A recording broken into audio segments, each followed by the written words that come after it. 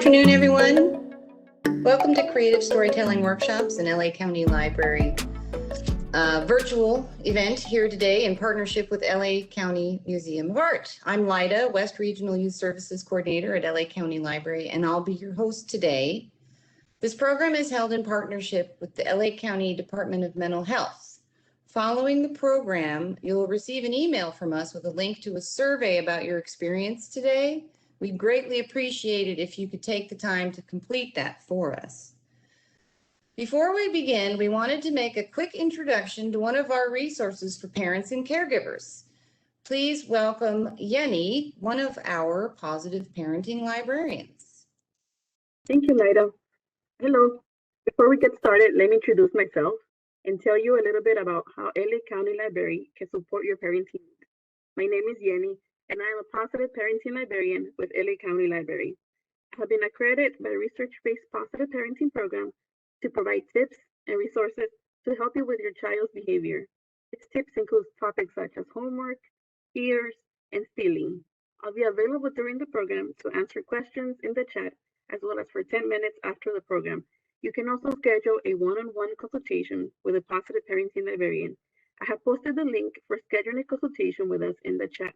You will also be able to find this link in the email that will go out after the program. Thank you, Lyda.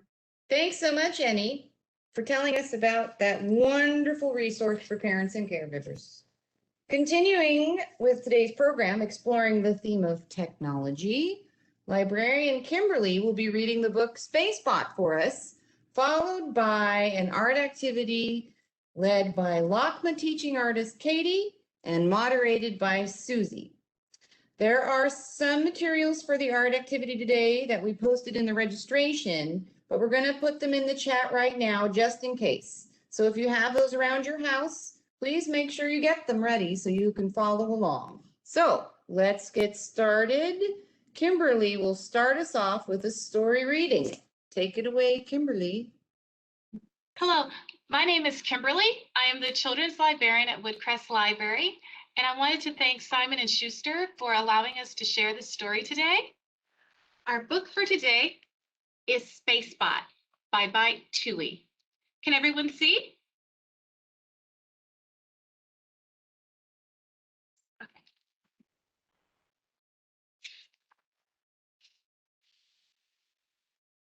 Look at Spacebot's red nose.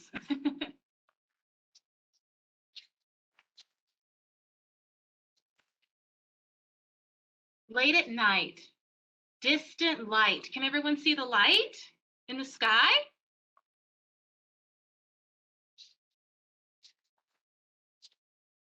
We can't sleep. Beep, beep. Can you see those eyes? Isn't that cool? Something strange. Feel a change. Look at the gadgets. They're scared. I see the refrigerator, the vacuum cleaner, the blender, the toaster, the can opener, and the microwave. House looks up, and so does Pup.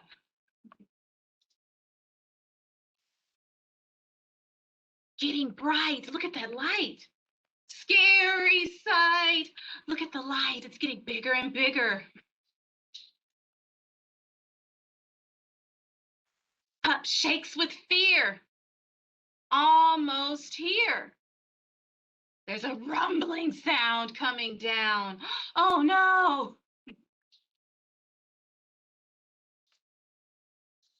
Pup won't go.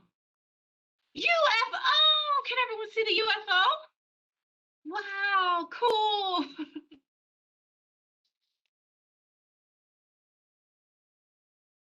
Comes down hard.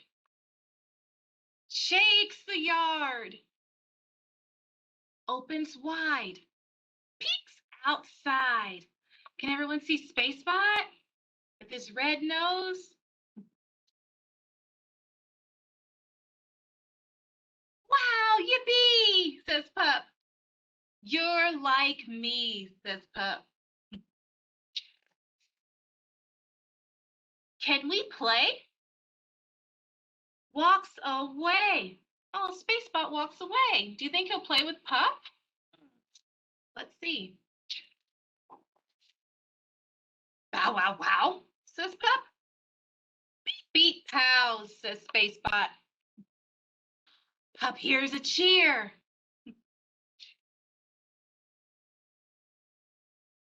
Spacebot's here. Look at all the gadgets. Isn't that cool? They're happy to see Spacebot. You're like us, say the gadgets. What a fuss. Pup's left out. Starts to pout. Do you think they'll play with Pup? Let's see. Spacebot points to sky. Gadgets, we can fly. Look at them flying through the air. Wow. The toaster, loopity-loop. Refrigerator, beep, beep, boop. Vacuum's cloud. Blender whirs real loud. Can opener misbehaves. And microwaves.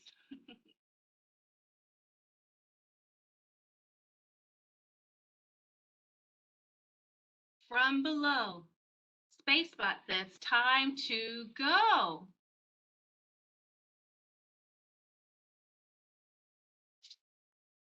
Everyone, fun is done. Gadgets glide back inside. Uh-oh, Pup goes up and down, but still on ground. Do you think Pup will be able to fly? Let's see.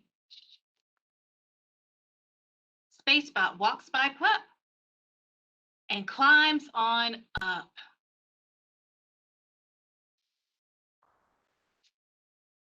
Beep, catch. Closes hatch. Look, Pup has a red ball. I wonder what it'll do. My ball glows, says Pup. It fits my nose. See? He starts to lift. Special gift. Wow, he's lifting off the ground. Wow, wow, wow. Beep, beep, pow. Wow, Pup is flying through the air. To the moon. Come back soon. Wow. The end. Thank you for joining me for this story. Thanks, Kimberly. That was really great. I'm glad Thank that you. Pup had a chance to fly on his own. Or with the help of Spacebot. Yes. Okay, so thanks again. And we're gonna switch gears. And now we will have Katie present an art activity hosted or moderated by Susie. Take it away, Katie. All right. Thank you so much, Kimberly, for that excellent story. And thank you all for joining for this workshop on art and technology. My name is Katie, and I'm a teaching artist with the Los Angeles County Museum of Art. And I'm joined here with Susie, who will be moderating the chat. So for this workshop, we are going to be creating spinning discs out of cardboard. And we're going to be focusing on art in motion. One of the things that I really loved about that story was all of the action and motion in the drawings. So for instance, like when the kitchen gadgets were flying through the sky and there was all this whirling and spinning around, I feel like it really added so much excitement to the story. And I'm going to go ahead and share my screen with you. So in drawings, we might often see action lines. And this helps, again, like the story, it brings excitement to the art. So for instance, if you see, look on the left, imagine those lines weren't there. It would just kind of look like the rocket ship is floating in space. So that's one way that artists can show pictures in motion. Another way that you might have done before is something called a flip book. I don't know if anyone's done that before, but it's really fun. And with a flip book, the way it works is each page has a single drawing on it. And when the pages are flipped through really fast, it looks like the objects that's drawn is kind of moving on its own. And this is actually really interesting because this is a way, it's similar to the way that videos are created. So if you take a video with your phone or your iPad, videos are actually made up of a bunch of pictures or frames, you call them, and they're like sped up really fast per second. And that's, let me go back to here. So, so that's digital. You probably do when you take videos. You're working with digital videos, but before that, we have something called film. So before digital cameras, which are made from computers, people used something called film, which you can see here. This is a film strip, and it's made up of, each little rectangle is made up of many, many pictures. And when those pictures go inside a projector, they're sped up, and we can see the pictures in motion, kind of like a flip book. You can see if I were to like pause this video, the picture, that's picture, picture, and then when it's sped up, it looks as though the image is moving on its own. Now, because film is something that you can hold in your hand, a film strip, it's often, you know, it can get damaged from time to time. So maybe you spill some water on it or it gets scratched up. And the artist here, this is an artist named Jennifer West, and she actually damages the film that she uses on purpose. So she does this in order to kind of transform the images and make for some really nice pops of colors and textures. These pictures, so these are all, each little rectangle is a different frame, different picture. And these are from the La Brea tar pits. I don't know if any of you have ever been in Los Angeles. And what she she actually took the film and dipped it into the tar to see what would happen to the film when it was projected as a video or a movie. And we actually, Susie, if you can add a link to her video that we'll show into the chat. So if you want to watch this on your own time, you can see how just by like kind of dipping it in the tar and doing all these things to the film, it can change the way it looks and the way it moves. Another actual video that you can check out while we're linking some videos in the chat is another video by a friend of mine that also works at LACMA. And you can do this after this workshop, which is on stop motion video, also inspired by this artist. So Jennifer West, this artist, you know, she experiments with her art in order to think about what it'll look like when it's in motion. And that's exactly what we're going to be doing for this workshop. So yeah, check out those videos if you want to see her art in motion. It's kind of a long video, so we didn't have time to show it, but check it out. Okay, so we're going to switch over to this camera and we're going to talk about the materials now. So we're going to be using, well, I'm going to be using some cardboard and something to trace a circle onto cardboard for this. But if you don't have cardboard, you can also use just a paper plate. That's another thing that'll work. I like to use the cardboard because it's a little bit harder and so it'll last a little bit longer. And this is, I'm just going to show you a little bit of kind of what we're going to be doing. So we're going to be taking this, we're going to be adding some lines and even maybe some different kinds of paper so that when you spin it, it's going to change the way it looks. The other thing we need is scissors, a glue stick, some drawing materials, and if you have any sort of scrap paper, junk mail, construction paper, pictures from magazines, you can use that as well. It's up to you, or you can just draw on it. So the first thing we're going to do is you're going to, oh, I see a comment. I made spin art machine out of some toy motors I had a few weeks ago. That's awesome. So first thing you're going to do is you're going to lie down your cardboard and grab your object. Now you can use a bowl, you could use a small plate, you could use a CD, anything that's round, and you're just going to grab a marker or pencil or something and trace around the edge.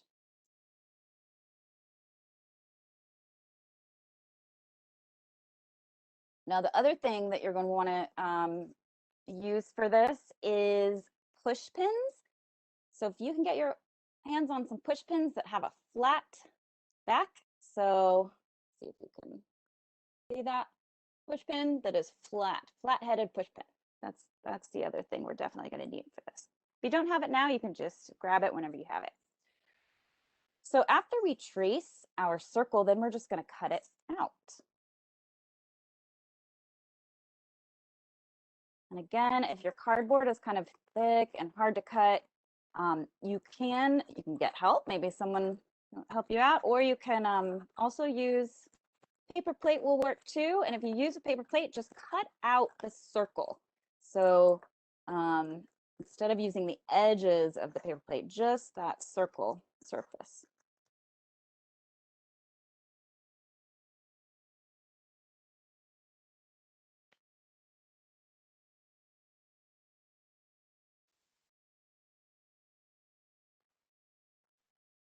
This is a good exercise for your arm.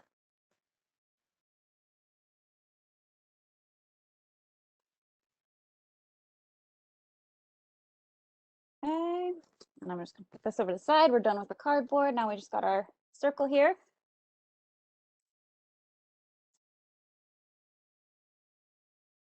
And now you can start thinking about your design. Now we talked a little bit about action lines. So I'm gonna just give some examples on the scrap paper while you're cutting it out. So action lines, you know, you can do, so obviously dashes is one, make it look like something's moving. You can do zigzags. You could do swirls, make it look like something's spinning. Like when all those kitchen gadgets were up in the sky, all those swirls, I'm saying loop-de-loop. So think about different kinds of lines you could add while you're cutting it out.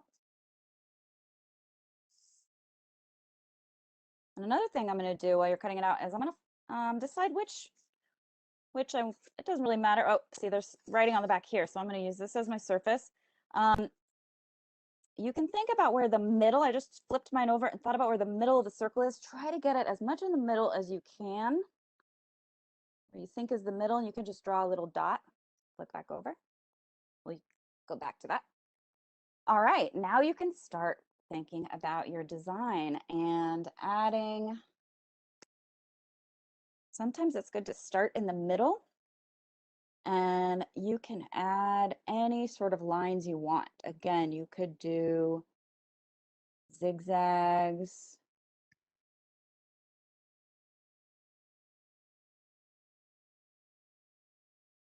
You could do kind of spiraling lines. Totally up to you. Keep in mind, you can also add other kinds of paper to show different patterns. One, I love foil because it's shiny. So you can add shapes with different kinds of paper. So for instance, if I take this paper here, I could fold it. I don't know if you've ever done this before, but if you fold it a few times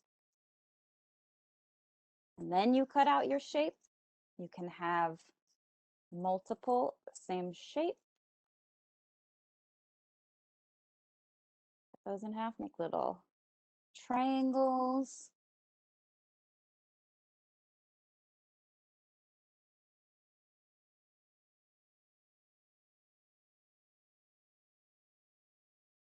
Okay, make some shapes with, maybe I'll make some lines with foil.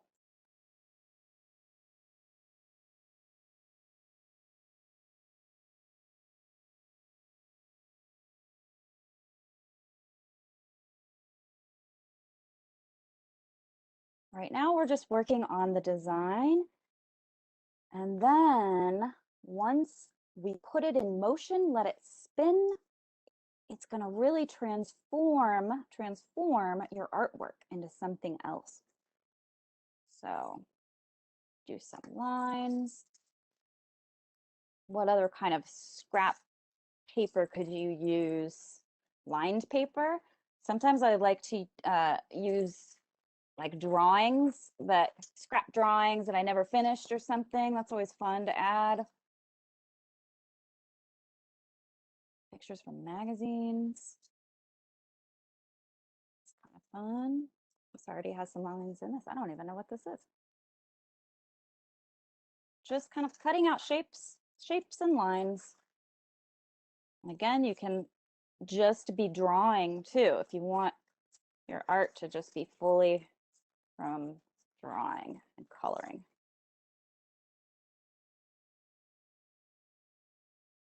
Before I even glue anything down, I'm just going to kind of arrange it in different places and see what I like.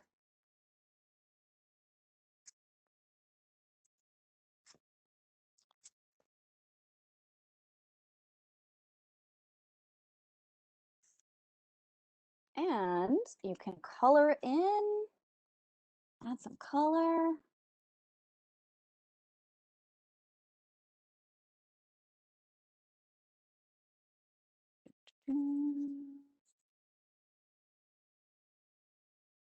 The main idea with this is I feel like the more lines you add and the brighter the colors you use, the more it's going to have kind of an optical illusion. So I'm just going to start gluing down. Oh, that's a nice side too. Start gluing down and then drawing as I go. Just keep adding and adding and adding. And again, if you start kind of from the center and work your way out, that's another way to get some really interesting kind of like optical illusions when it's spinning. I'll show you this one. There's another one that, see, all the lines are kind of pointing out.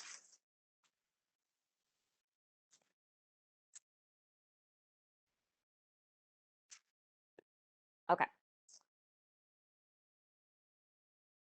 Keep gluing, adding.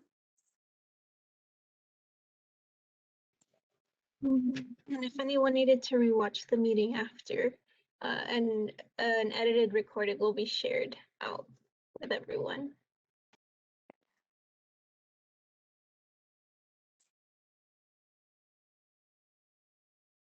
Yeah, and please share any questions you might have as well in the chat, or any ideas too, because this is pretty open in terms of what your artwork is. So if you have any great ideas, I know I saw somebody that had done something similar, made like a spin art machine. So maybe you could share in the chat some of your ideas as well.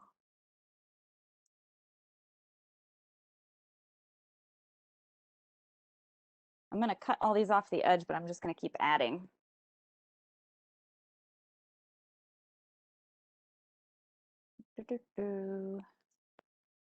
Looking for bright colors.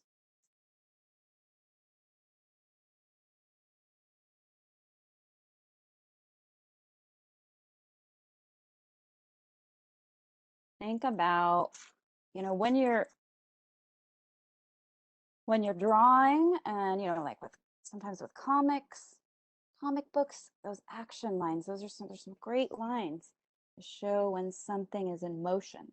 Swirls, zigzags.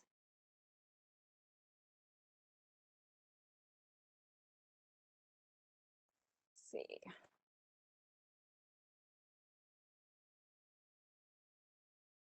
You can create patterns. Now you can actually write, mine are mainly made up of shapes and lines, but you could add a character too. You could add a face in there if you want, or an animal.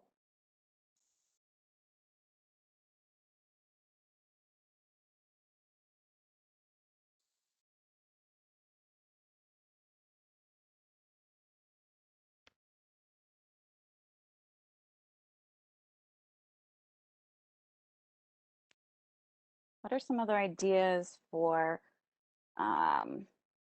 like scrap paper that you could use? So like recycled paper. I like using wax paper sometimes, foil, junk mail, newspaper.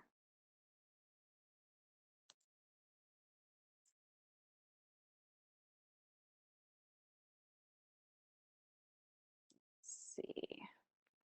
Still want some more bright colors in here.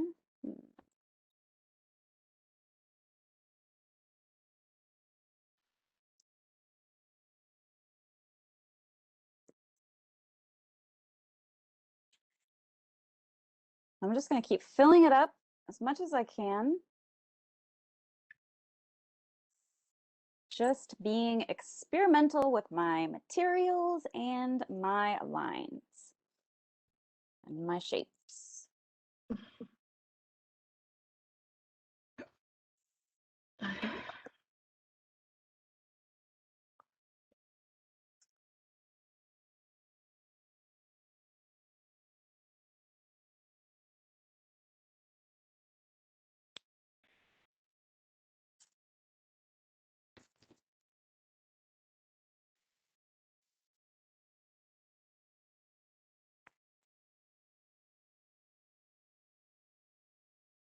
Now, something that once this gets really filled up, something that's fun to do is, it's interesting because some of them, I'm not even sure why, but some of them that I've made, because I've done a bunch of these and all different, used all different kinds of designs on them and different sizes. And some of them, for whatever reason, even though they're all kind of the same materials for the surface, some of them spin a lot faster than others. And so that's a kind of an interesting thing to think about in terms of like the science of it. Why just some, like you can think about if there's more weight on the top, how do you think that would affect the spin? Would it make it faster, slower?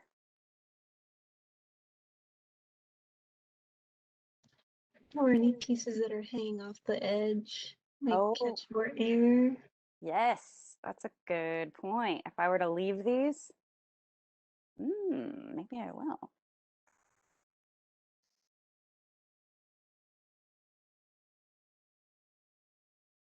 I've done this in classes before, and some of the students like to have like they call it like racing them, like have them start at the same time and see which one lasts the longest. Okay. A few more. Basically, I'm just trying to cover up all of the cardboard as much as possible.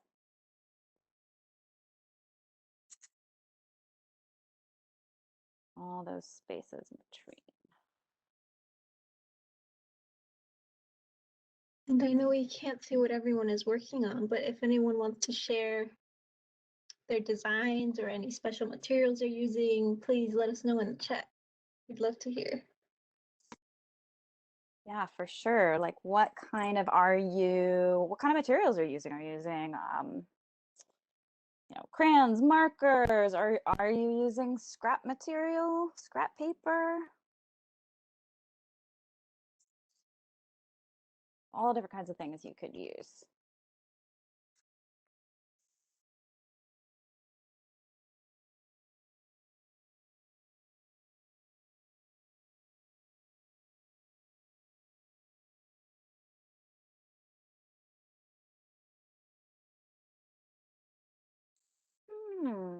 Let's see what else we got over here.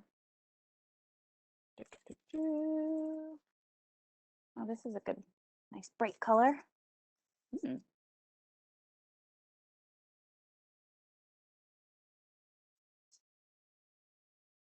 So what's going to happen that's really interesting is that when your little disc spins, if you have a lot of colors, different colors, those colors are going to blend together, which is very interesting, and it might create a new color, just like when you mix colors with paint or crayons or colored pencils or whatever. kind of a similar thing. It's just that the spinning, the motion actually just creates this blur of colors.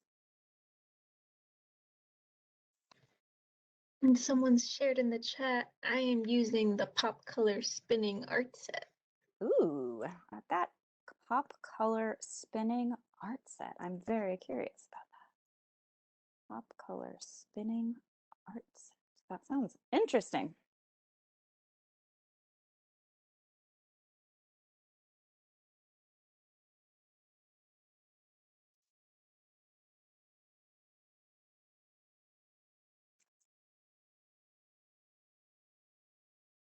So yeah, it's really interesting when you think about, you know, speed, how fast something is. Like imagine, you know, we talked a little bit about videos, movies, and, you know, how a video is kind of made up of different frames, different pictures. So if you pause it, you can kind of see how they're each can be seen as a single frame video. But the more we speed up that video, think about what happens. The faster and faster, if you do fast forward super, super fast, what happens to the image? It's kind of the same thing we're working with here. The faster we spin it, think about what's going to happen to your art.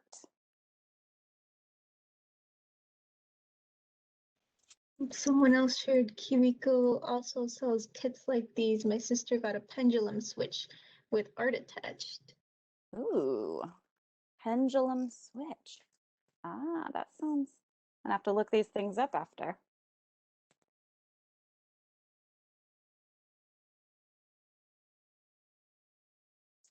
All right, now, so once you get kind of a lot of shapes and paper in there and stuff, you can kind of, you know, you can keep adding. This is what we call collage. It's a bunch of different kinds of paper that are glued and layered on top of each other. But again, you can add more colors as well. So let's see.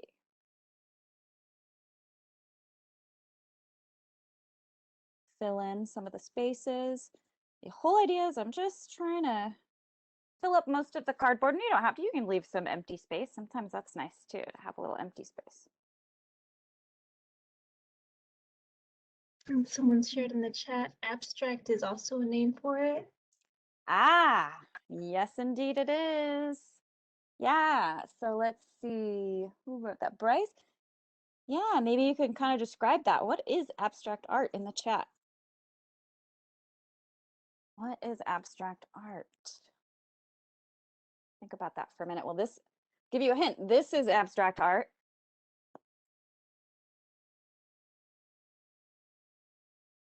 Abstract art. If nobody writes in the chat, I'll tell you. I'm sure some of you already know. Abstract art is when you're creating art that is not meant to represent anything from real life. Like if I were drawing a dog, for instance, and it looked like a dog, especially the more realistic it looks, that's not abstract. Abstract art is lines, shapes, colors, and there's nothing in here, as you can see, that is anything from real life. I'm just focusing on lines, shapes, and colors. Of course, if you don't want yours to be abstract, you could draw a character or a face. That's totally up to you. And we have some answers in the chat about abstract art. Oh. We have Bryce saying it is most often a hidden meaning in the colors. I like that. And Jeremiah shares something that is not real. Yep, exactly. Exact hidden meaning in the colors. I like that. I'd love for you to say more about that. It's a great way to describe it. Something that's not real, another great way to describe it. All right, so also, if you want to share in the chat kind of where you are, is your in the process, is your disc pretty filled up, or because I might kind of move on pretty soon to the next step, but we still got a little time.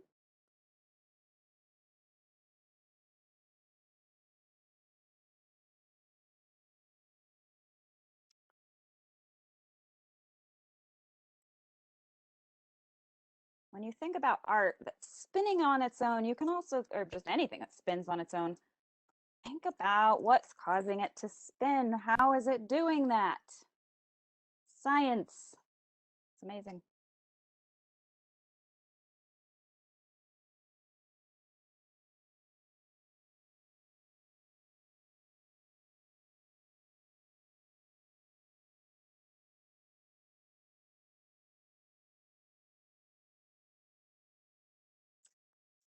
A few more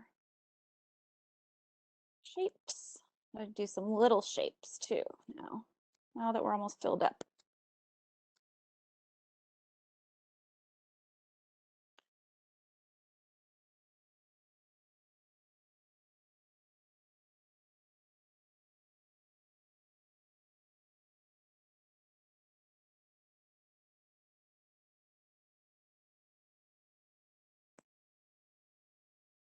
Another thing in terms of art terms, like abstract art, another thing that works great with this is something called contrast. Does anyone in the chat know what contrast is in art? What that refers to?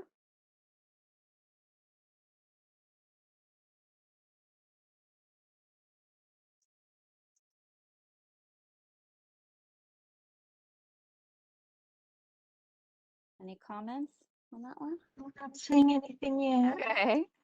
Contrast is, refers to kind of the light and dark of something. So having, instead of things, if they're all like, basically it's creating, an intense colors next to, like black and white next to each other. That has a lot of contrast because it's dark next to light. So for instance, if you look at this, these two colors next to each other, this really bright one, and then you've got this dark one, it creates contrast and it makes things kind of pop out. And that really, like, you'll see when you spin it, you'll notice these colors a bit more if there's contrast. Bryce shared in the chat arranging elements. Ooh, I like that. Yeah. Arranging elements. Exactly. That refers to something called composition, how you arrange the elements together. There's a lot of, decision making in that sometimes. Before you even glue down, you're thinking about how you're going to arrange all these different elements together.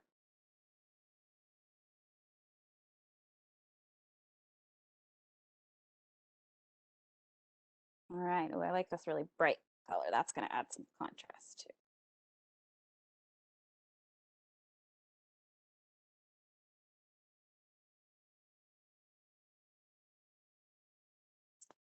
Okay. About ready. Oh, we've had someone else share about contrast. Emily says light, dark, opposites on the color wheel. Example, red and green. Texture, smooth, rough, big versus small, objects, designs. Yes, that is that's a very great way to say opposites. Of course, yeah, opposites. Contrast equals opposites. Light and dark are opposite.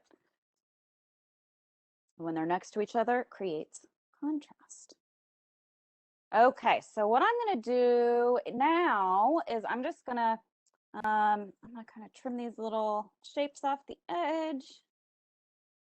And then clear away some space. Okay. Once you're finished with your art, hopefully everyone has a flathead push pin. Now, if you don't, so if you use the other kinds of push pins that basically aren't flat on the other side, those aren't going to work. You need it to be flathead. And if you don't have that now, just remember whenever you're ever able to get one later, that's what'll work. Now we put a little dot on the opposite side of your surface.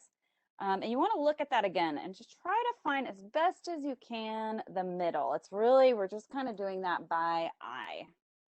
And you're going to poke the push pin in so that the sharp point is gonna come out from your art.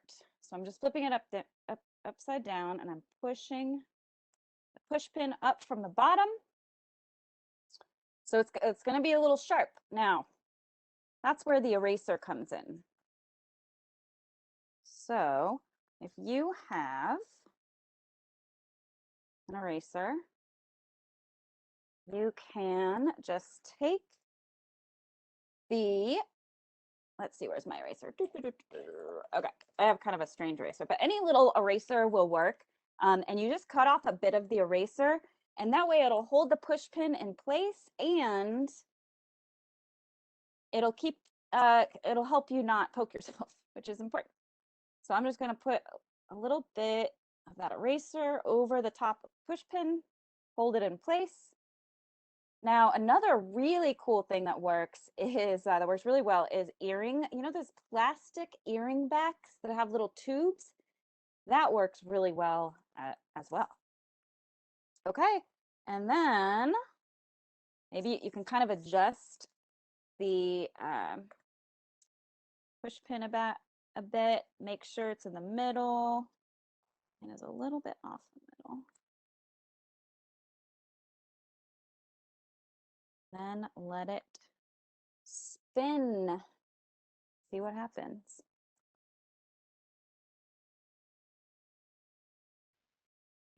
And someone asked, can you use the eraser to make it spin like a top? Oh, that's a great idea. Like this? Yeah. It's a little tricky, but if it's high enough, you totally can. And then you can kind of see these other ones. See how fast, you want a flat surface, a hard surface. Watch what happens when the colors mix together.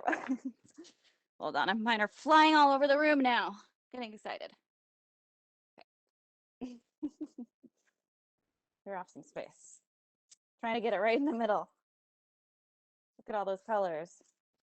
So yeah, you could do it from the middle, but I find that these spin better if you kind of hold the outer edges and then spin them like that. Just find that always works a little better. Outer edges. And spin. Now look at how all of that spiral is kind of just spiraling into itself. All the colors are blending.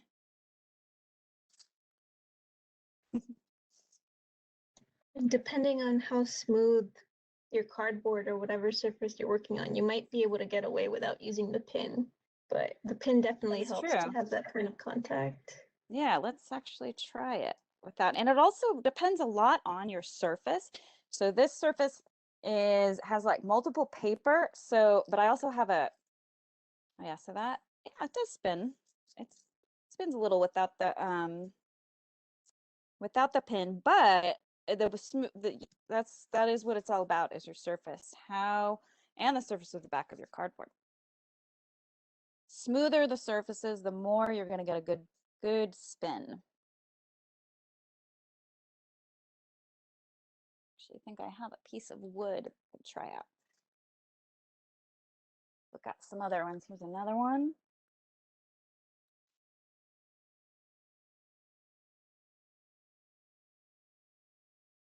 And it's all about that little way that you kind of jerk your hands to get it to go fast. Sometimes it goes faster, sometimes not. Anyway, so what's fun is just making multiple of them and just trying out different colors, trying out different designs. See what happens if you add more weight. Does it make it faster, slower? If somebody else did one too, you can play with them together, see which one goes faster and for longer. A lot of different sort of things you can do, or you can just have them as works of art. Put them on your wall. And I just shared an email in the chat, so if anyone wants to share the artwork they made with us, we'd love to see your artwork. So please send images to that email. Indeed. And again, just just so you know, if you weren't able to do this because you didn't have the same, supplies, other support, it really all that it is just having a flat disc. You can use a paper plate as well. The only thing that really is kind of required that I found, but if anyone has any better ideas, or other ideas, I should say, then the flat-headed push pin to get that spin. Yeah, add to the chat. Love to hear your thoughts. All right, I think about done. Another thing, actually, real quick, before we finished, that's really fun, since we did talk about video a bit, is see if you can grab your phone, spin it, or have somebody else spin it. Might be a little easier if somebody else does. If you can see that, try to get it close in, almost so that you don't see the circle. See if I can do this and then film it. And you can make your own videos that are really cool and abstract. Going back to that film by Jennifer West that I hope you can check out. So make sure to check that out in the chat. And try to see if you can make some fun videos as well. And again, also up in the chat is another video by another LACMA artist named Billy, and it's also about Jennifer West's work and film, and she'll show you how to make stop motion videos. So kind of another way of talking about art in motion. So check that out too. All right.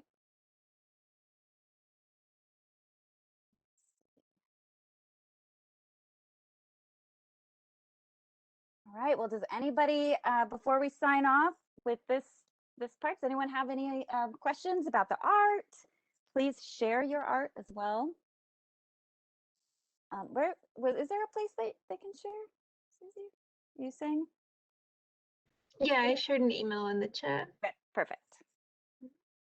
All right, and make sure to get a video of that too, if you can. Well, thank you, Katie. That was really a lot of fun and very cool. And Awesome. Thanks, Susie, for fielding all the comments and questions in the chat. And finally, thanks to everyone for joining us today. We hope you enjoyed today's presentation. As we mentioned earlier, we are recording these and they'll be sent out to the participants in the next week or so. Special thank you to our friends at LACMA for leading us in that amazing art workshop and all the workshops for this series.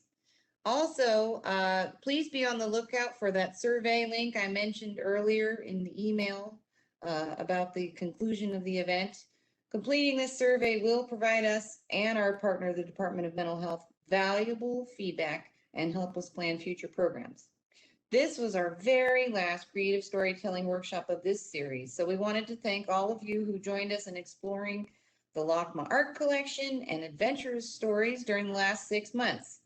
If you'd like to view recordings of all the LACMA workshops we hosted this year, visit lacountylibrary.org/LACMA programs. There you'll also find book lists about the themes presented in each workshop. I also wanted to mention that our spring and summer discovery program is still going on through August 8th. You, your family, and your friends can participate in our annual celebration of reading, learning, and curiosity for people of all ages. What else can I tell you? Each month's challenge encourages you to log books you've read and complete activities. And every month you complete, you'll have an opportunity to win prizes. You can sign up online at lacountylibrary.org/spring-summer-discovery, or stop by your local library to pick up a game card and activity ideas. Our positive parenting librarian, Yenny, will remain in the event for about 10 minutes after the program. If you have any parenting questions you'd like to post in the chat. You can also schedule a one-on-one consultation with our positive parenting librarian, and we'll post the link to schedule that consultation in the chat again. And if you're interested in participating in any of our upcoming virtual programs, please visit us at lacountylibrary.org. Thank you so much for joining us. Bye-bye. Thank you, Lida. For now, I will stay for 10 minutes to answer any questions, and I will also include the link for our form to request a consultation in the chat. Well, I want to thank LACMA for a wonderful program. While we wait for any questions or comments, let me talk a little bit about homework. This is one of the topics some parents have concerns on. Here are some suggestions on how to help your child to develop a good homework routine. First off, children need to relax after school, just as adults do after work.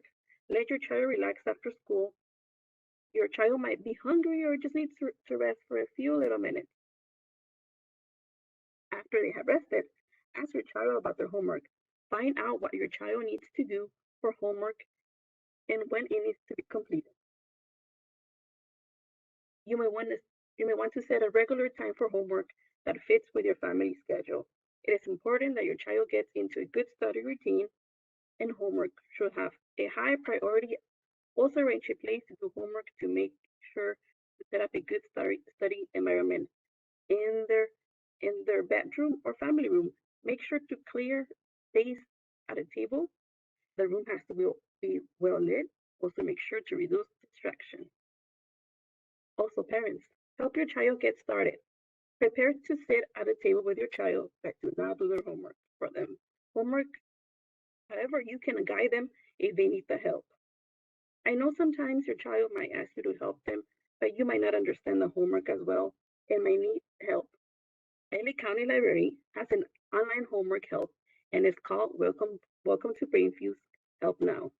And what it does, you can get free homework help from a live online tutor.